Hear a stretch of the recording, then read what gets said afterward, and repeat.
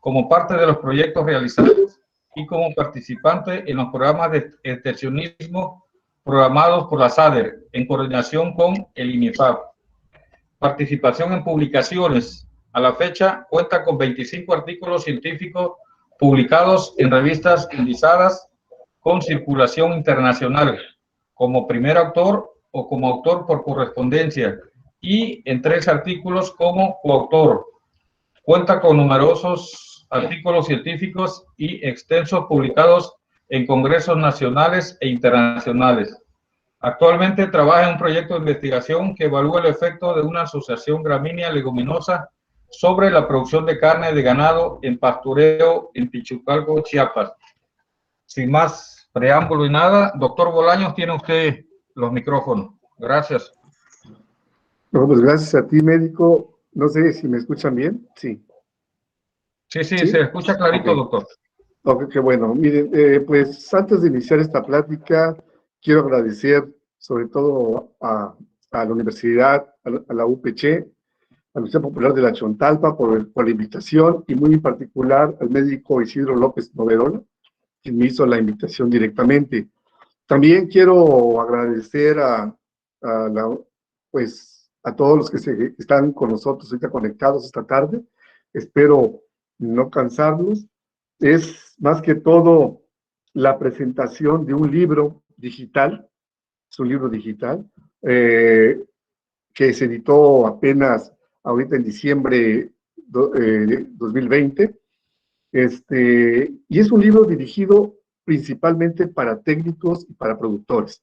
No es un libro netamente científico, pero todo lo que se presenta tiene respaldo científico. Se trató de redactar de la manera más sencilla para que fuese más entendible. Para presentar este libro, voy a extraer de este libro las páginas que me interesan presentar. Y esto lo hago directamente del libro para que vean todos ustedes que lo que se está presentando pues está ahí en este documento. Bien, también otro punto que quiero mencionar: se presentan gráficas, cuadros y sobre todo gráficas de una manera que pueda el lector visualizar mejor los conceptos básicos que ahí se presentan. Bien, voy a abrir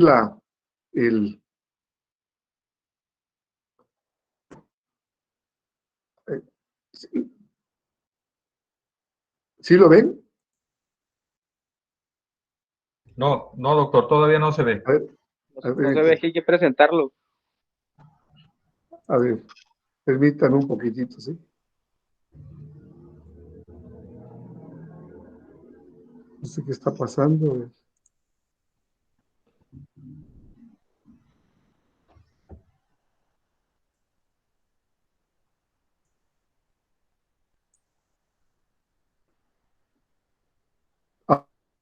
Ahora sí. Ahí está abriendo, doctor.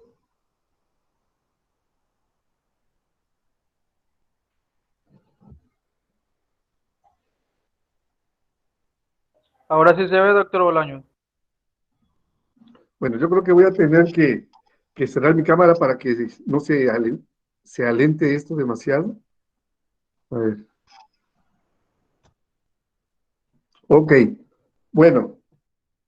Entonces, este libro pues lleva como título Producción de becerros bajo el sistema vaca cría. Este libro presenta varios capítulos dirigidos principalmente a lo que es la producción de carne, al objetivo principal de un sistema de producción vaca cría. Presenta cómo funciona el sistema, lo que es la conformación del hato, la agrupación de partos, información sobre minerales y vitaminas, y sobre todo el sustento de la ganadería en el trópico, que son las praderas. Antes de iniciar, pues, y entrar de lleno a la presentación, quisiera, pues, sobre todo dar las gracias al doctor Everardo González Padilla por haber realizado el prólogo de este trabajo. El doctor Everardo fue por muchos años el director nacional del área pecuaria del INIFAP. Actualmente es profesor titular de la Facultad de Veterinaria de la UNAM y coordinador nacional de la Red de Ganadería Tropical. Le doy las gracias al doctor Everardo. Muchas gracias, doctor. Bien, como primer punto, pues está la introducción donde se mete información estadística de la producción de carne por los diferentes estados del país y sobre todo la ubicación de nuestro país a nivel mundial. Se meten algunos cuadros en este libro, en este caso hablando de la producción por estado, donde se ve la ubicación de los diferentes estados y se alcanza a ver de la manera más palpable cómo son los estados del trópico los que aportan la mayor cantidad de carne. En primer lugar vemos a Veracruz, pero claro, Veracruz es un estado grande que al momento de ya redireccionar todo al tamaño del estado, pues vemos que es Tabasco el que tiene la mayor población ganadera. A pesar de que somos un país ganadero, pues los índices productivos se han mantenido desde que yo llegué aquí a Tabasco, pues hablábamos de estos índices de producción prácticamente. No hemos mejorado de manera importante. Y aquí vemos alguna información. Por ello, pues lo que se busca con este libro, lo que se buscó es presentar las tecnologías que ya existen en la vasta literatura disponible que para mejorar la producción de carne en el sistema vaca cría. Bien, se ponen varios conceptos básicos, como por ejemplo, pues empezar con lo que es ganado cárnico. Si vamos a tener una explotación dedicada únicamente a la producción de becerros, pues tenemos que basarnos principalmente en el ganado de carne, y aquí explica por qué. También quiero mencionar que en este libro, pues lo que quiero, que a mi parecer es importante que retenga el lector, es, se marcó en negro. Lo que para mi parecer es importante queda marcado en negro en los textos, y en este caso, pues la importancia de usar ganado carne para la producción de becerros. Y como les decía, se ponen gráficas, esquemas que permitan al lector visualizar de una manera más clara lo que se está explicando en el texto. En este caso, pues se presenta una flecha que entre más engruesa, quiere decir que hay mayor el rendimiento de carne, y en este caso vemos como el ganado lechero pues tiene un menor rendimiento, y el ganado cárnico pues presenta un mayor rendimiento. Y ponemos aquí ejemplos del ganado cárnico, que claro está, estamos en el trópico y debemos utilizar este ganado cruzado con el ganado cebú. Por ello, más acá abajo, pues se presenta la importancia de estas cruzas, del Brahman con lo que llamamos ganado europeo.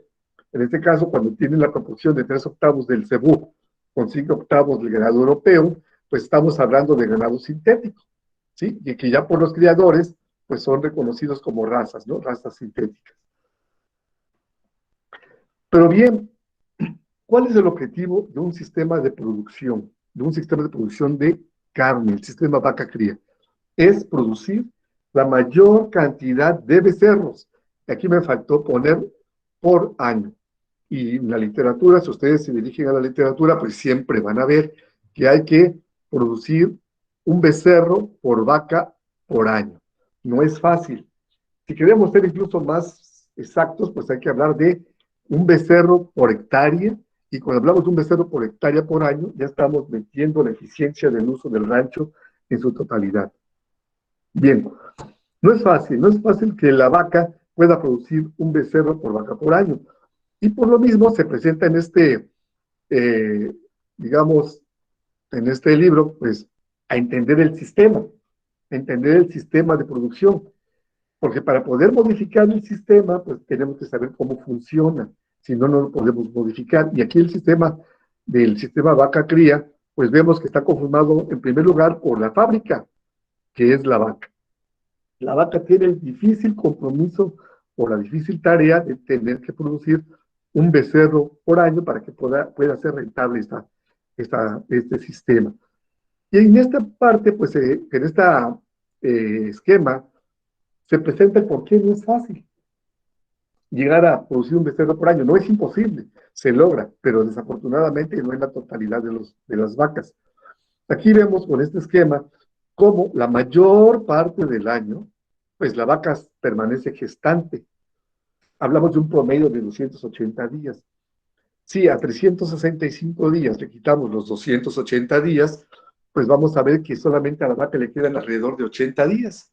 Y si a esos 80, 85 días le quitamos los 40 o 45 días del anestro postparto, el anestro es el reposo sexual, pues solamente le va a quedar a la vaca alrededor de 40 días. Y si a esto le agregamos también que pues los calores o podemos el ciclo estral ocurre cada 21 días en la vaca, pues la vaca tendrá oportunidad de una o a lo mejor 2 veces el poderse preñar para poder cumplir con el compromiso de tener un becerro por año.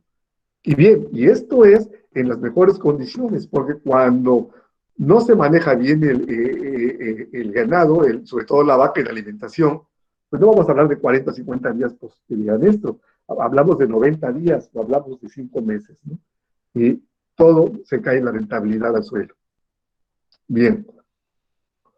Y una vez que pues ya se logró que comience la actividad ovárica, pues es el momento del empadre, ¿sí? Y el cual en el libro se presenta que pues hay 2 tipos de empadre. Por monta natural, ¿sí? En el que se presentan algunos datos y se presentan las ventajas y desventajas de la monta natural. Y el punto de la tecnología que más me interesa que quede presente, que es la inseminación artificial.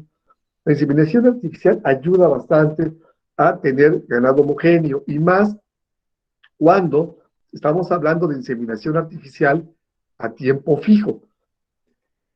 Con la inseminación artificial a tiempo fijo, podemos tener ganado homogéneo en tamaño, en edad, en color, y esto llama mucho la atención al comprador de ganado para la engorda y se puede vender a mejor precio. En este caso, aquí presento al equipo con el que siempre hemos trabajado, con el médico Alfonso Pérez Mora, que tiene su equipo de inseminación, ya llevamos 5 años y hemos tenido excelentes resultados. Claro está, también realizando actividades de control del amamantamiento, que más adelante lo vamos a ver. Y bien, con la inseminación artificial a tiempo fijo, no solamente se logran un hato homogéneo, sino además conocemos este punto. Sabemos en qué momento la vaca llega a su 6º o 7º mes, que es el momento en que se dispara el crecimiento del feto, del becerro, y es cuando se vuelve más exigente y la vaca necesita más nutrientes. Y es aquí el momento que es recomendable el aplicar las vitaminas, aplicar vacunas, y la alimentación, el complemento alimenticio a la vaca para que llegue al momento del parto a una condición corporal aceptable. Adelante vamos a ver lo de la condición corporal y se asegure preñez posteriormente o una reducción del anestro postparto, sabiendo utilizar este momento. Y este momento solo se puede utilizar cuando realizamos inseminación artificial a tiempo fijo. Sabemos en qué momento queda preñada la vaca. O a no ser que quieran andar detrás de cada vaca y ver en qué momento la monta el toro, pues sería otra opción, ¿no? Pero bueno, eso lo dejamos para los deportistas.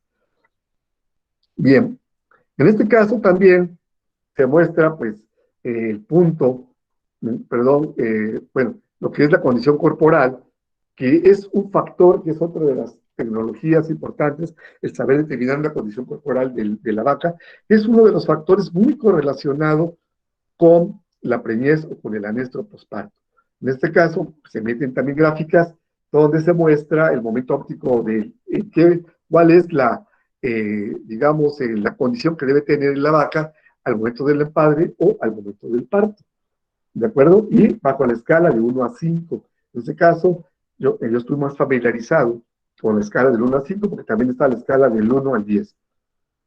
Y sobre todo, esto es muy importante. La condición corporal que está más relacionado con la reducción del anestro postparto es la que se tiene al momento del parto más que la que se tiene al momento del empalme. Esto es información que aquí en el texto, aquí se mencionan algunos puntos, que está respaldado por artículos científicos revisados. Y bien, pues también son importantes las fotografías. Aquí se muestra lo que es una condición corporal de 1 y de 3.5, que es el mejor momento para el parto del ganado. Y aquí ya se explica qué es lo que estamos viendo, ¿sí?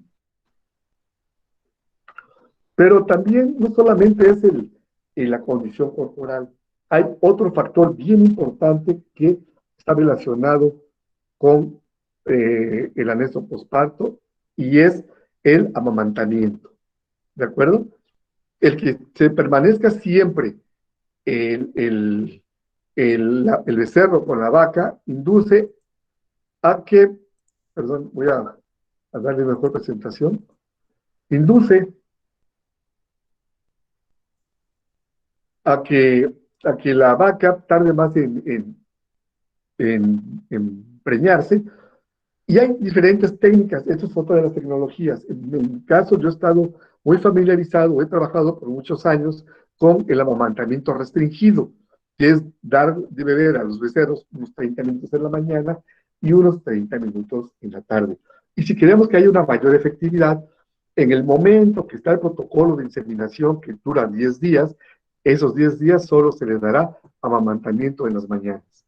O como incluso hacen algunos otros trabajos que mencionan el simplemente no amamantar en esos 10 días, pero yo no me quiero arriesgar tanto y lo dejo solamente en las mañanas en esos 10 días. Existen otras técnicas que solo se mencionan, pero no se presentan, que como es el destete precoz. Nada más bueno, el destete precoz en la actualidad también lo estoy realizando, pero solo en vacas primerizas y en vacas muy flacas. Y hay que tener mucho cuidado porque es muy importante el suplementar bien a los becerros, cuando se hace sobre todo el destete precoz. De lo contrario, si no se suplementa bien, pues en vez de tener becerros, vamos a tener chivos.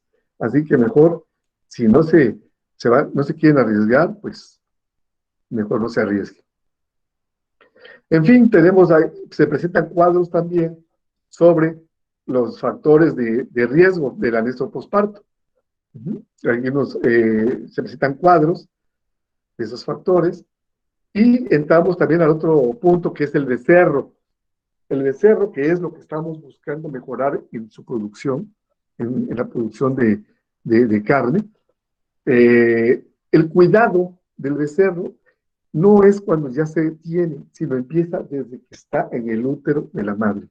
Y sobre todo, como mencioné en las gráficas anteriores, en el momento en que empieza su sexto, séptimo mes, es importante ahí la nutrición de la madre, para que así también, al momento de aplicar vitaminas y aplicar las vacunas, el becerro lo aproveche al nacimiento con la toma de calostro, lo cual más adelante se va a explicar sobre este punto. Y aquí lo tenemos. Se muestra también una gráfica donde se ve la importancia de que el becerro tome su calostro al momento del nacimiento, lo más pronto posible. Pues esta gráfica muestra cómo en las primeras 12 horas la concentración de anticuerpos y la capacidad de absorción de esos anticuerpos por el becerro pues disminuyen a la mitad. Y pues 24 horas después simplemente ya no hay anticuerpos. Y se muestran también algunos otros puntos, otras actividades, en este caso que es la desinfección del cordón umbilical, que es la principal vía de ingreso de microorganismos al animal, pues debe de desinfectar en el momento del nacimiento, aplicando, por ejemplo, yodo y sobre todo cortando el cordón, dejándolo a unos 10 centímetros a lo mucho la longitud. Es una práctica poco utilizada y esto puede evitar de manera significativa las diarreas que normalmente se presentan. Otro manejo, pues, es el descorne. Cuando se maneja ganado como ganado brangus, pues esto normalmente son pocos los becerros o becerras que llegan a salir cuerno, pero se recomienda que se hagan cuando son muy chicos para que sufran menos. Y además el descorne ayuda mucho a su manejo, sobre todo a la hora de darles los alimentos, y cuando son más grandes por el paso de la manga.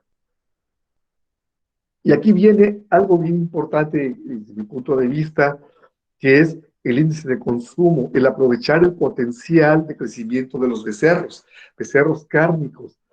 Cuando son becerros y no han llegado a la pubertad, se obtiene carne joven a menor precio, porque con menos kilos de suplemento se gana a mayor velocidad peso de los animales. Y eso se debe, como más adelante lo hicieron en otra página, pues aquí lo muestro.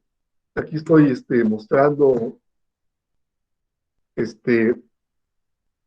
¿cómo se llama? Esta gráfica que muestra por qué los becerros jóvenes, al principio, antes de llegar a la pubertad, tienen un crecimiento rápido y se debe a que están creciendo. Pero una vez que llegan a la pubertad, baja el crecimiento, aunque siguen creciendo, pero a mayor costo. Hay que dar mayor concentrado o mayor alimentación y la velocidad de crecimiento es menor que cuando se encuentra antes de la pubertad. Por ello, una manera de darle un mayor valor al sistema vaca-cría es el vender los becerros al momento del destete, o no llevarlos más allá del año o de los 13 meses, a partir del cual aproximadamente 13 meses, 14 meses, el becerro deja de crecer. Eso es un punto importante. Claro está que dependiendo de las instalaciones que se tengan, hay quienes pueden llevarlo al ciclo completo hasta la engorda. Pero hay que tomar en cuenta que si vamos a engordar ganado en el sistema vaca-cría en pastoreo, pues estamos ocupando terreno. Y lo recomendable es que la mayor cantidad de terreno del rancho se destine a las vacas, a la fábrica de los becerros. Y bien, pues aquí muestro estos resultados que se hizo ahí en la sabana de Huimanguillo con pastoreo de pasto humidícola. Es uno de los pastos de menor calidad que tenemos, pero es de los adaptados a ese tipo de suelos, de mayor adaptación. Es un trabajo que se hizo y se evaluó el crecimiento de un becerro que nació, bueno, aquí tenemos algunas fechas, y que logramos, pero que se logra tener un peso de 300 kilos a los 10 meses y llegó a los 360 kilos al año. ¿Cómo se logró?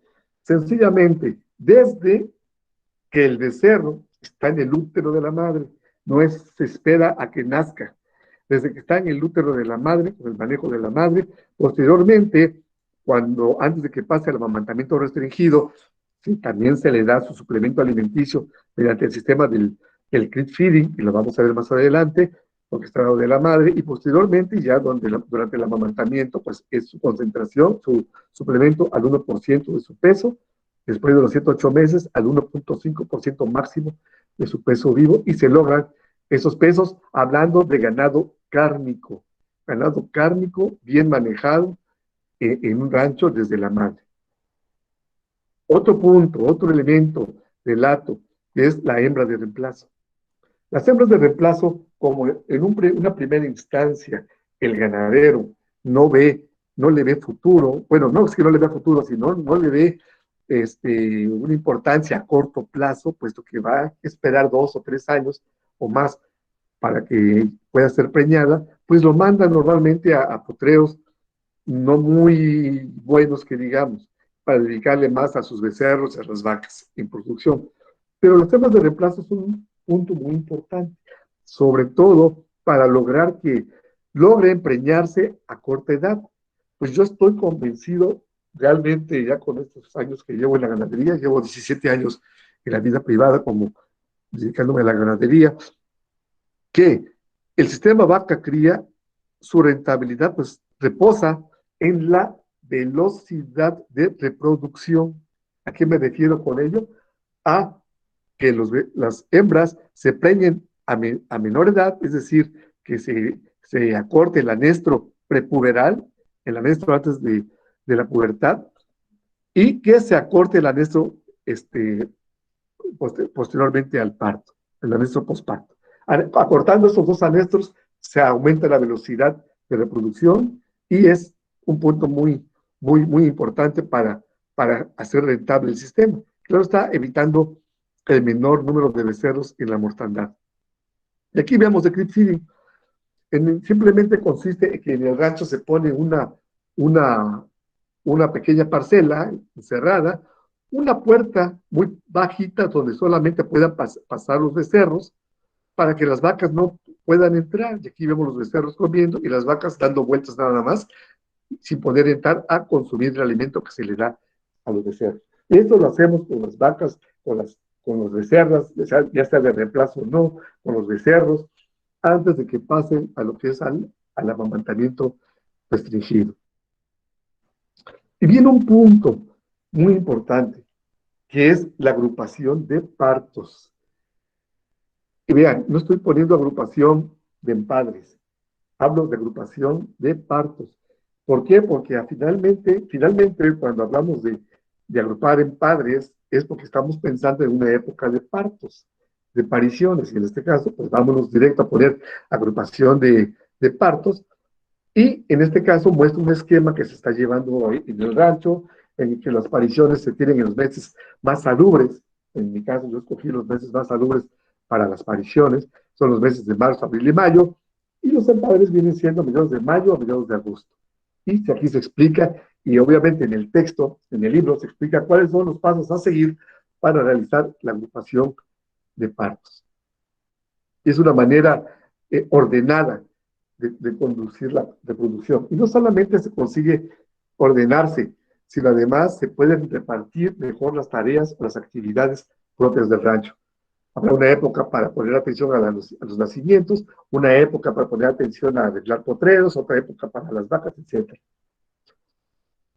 Y bueno, también se presenta en este documento, en este libro, pues información básica sobre minerales, vitaminas que deben aplicarse a los animales, se explica ahí algunos puntos importantes, se presentan cuadros de las funciones básicas de los macroelementos como consecuencias de sus carencias, así como de los microelementos o los oligoelementos, también de las vitaminas, de sus funciones, consecuencias de sus carencias.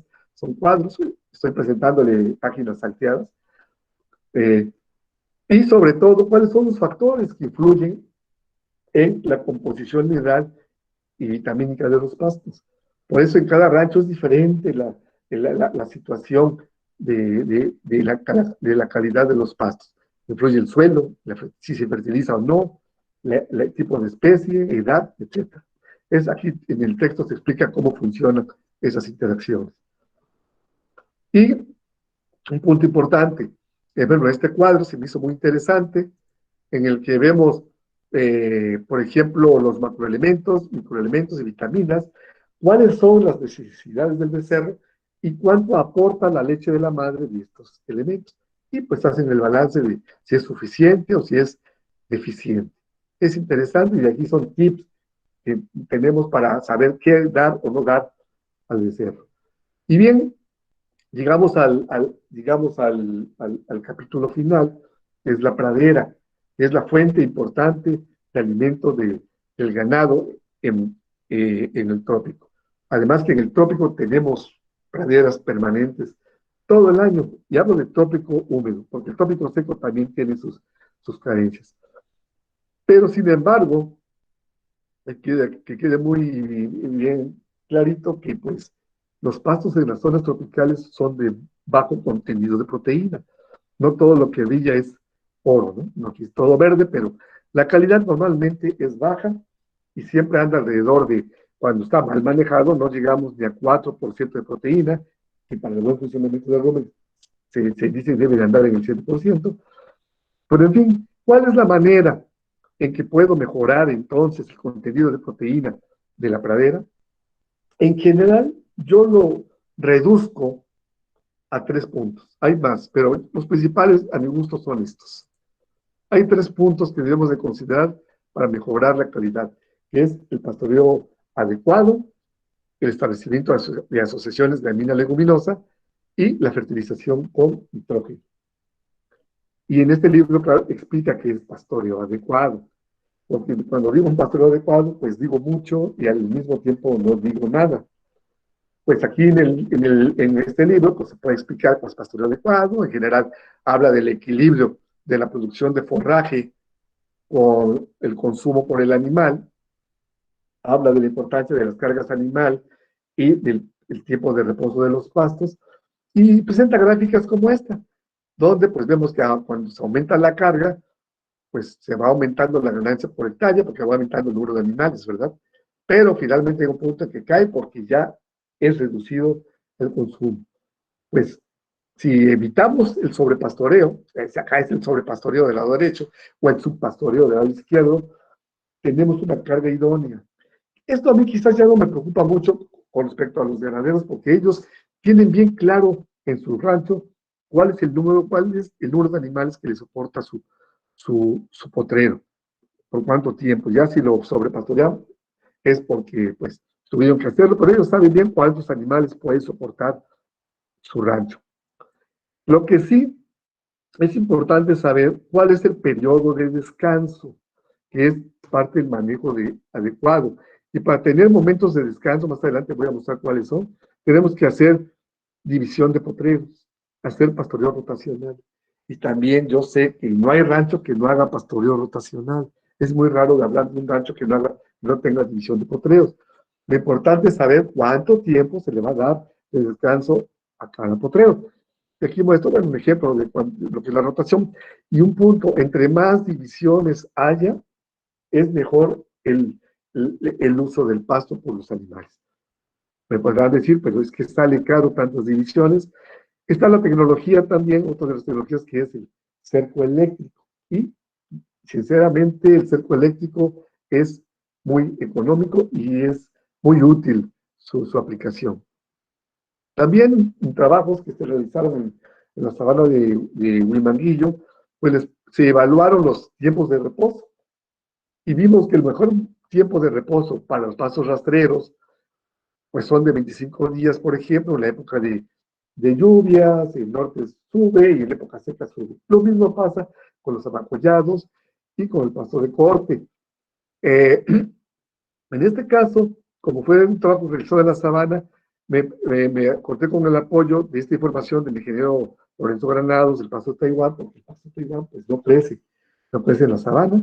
Me permitió esta información y pues para complementar este cuadro. Y así vemos que los pastos rastreros y amacollados y de corte, entre más corte tiene el pasto, mayor tiempo de descanso se necesita. Y si más nos acercamos al estrés, también mayor tiempo de descanso. Y bien, las asociaciones de gramínea leguminosa. La leguminosa, con respecto a la gramínea, llega a tener hasta 3 veces más de proteína.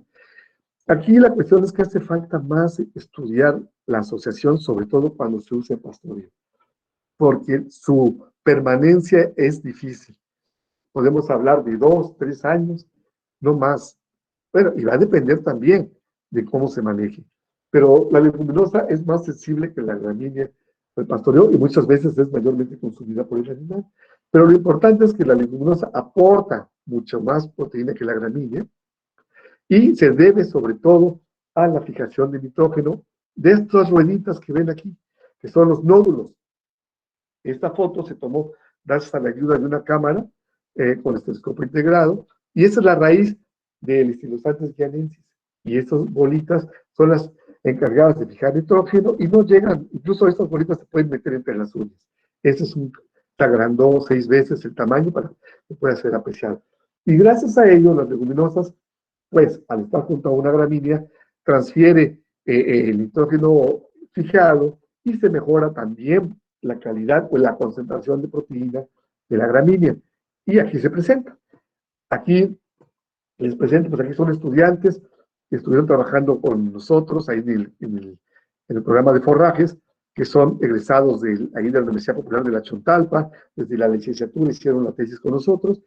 La ingeniera Noemí Pardo, egresada del Instituto de Huimanguillo, también desde la licenciatura. Actualmente los dos ya hicieron su maestría, ya son maestros en ciencias, y siempre trabajaron muy en contacto con nosotros en Huimanguillo. Y de ellos se han tomado estos datos en sus tesis de maestría y de los artículos ya publicados, que se tienen de ellos, de hecho son las publicaciones, de cómo influye la leguminosa en la calidad, no solo de la pradera, sino de la gramínea misma.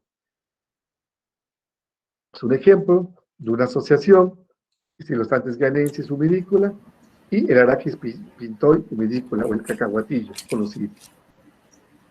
Y tenemos finalmente lo que es la fertilización, otro de los puntos importantes a considerar, que es la fertilización con nitrógeno, que permite el aumento de proteína, el aumento de proteína, no solo el aumento del rendimiento de forraje, sino también de proteína de los pastos. En este caso vemos como en los pastos, que es el promedio de todos estos que se evaluaron todos estos, en promedio pasaron de 8.5 a los 56 días a 9.7 casi de proteína en concentración, por ciento de proteína. Bien. Y finalmente, para terminar, pues yo termino en el libro, termina hablando de que pues todos estos información que se da en este libro, las tecnologías que se presentan en este libro, pues ya el productor sabrá cuáles puede o no puede utilizar en su explotación. Y no solamente estas tecnologías, o sea, hay otras más del cuales sí puede echar mano. Es importante también, invito a si hay productores conectados, a acercarse a los institutos de investigación, en este caso acercarse al INIFAP, en un banquillo donde estamos para servirles. Y bueno, pues les doy las gracias por la plática, por haberme escuchado y pues estoy para servirles. Gracias.